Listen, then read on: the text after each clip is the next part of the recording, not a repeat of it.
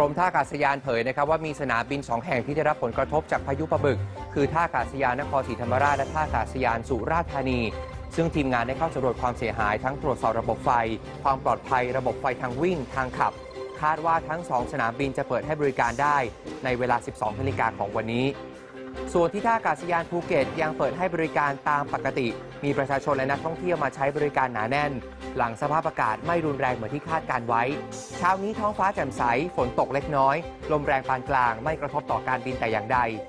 ขณะที่ท่าอากาศยานอื่นๆในภาคใต้ทั้งที่จังหวัดตรังระนองกระบี่นราธิวาสชุมพรและหัวหิน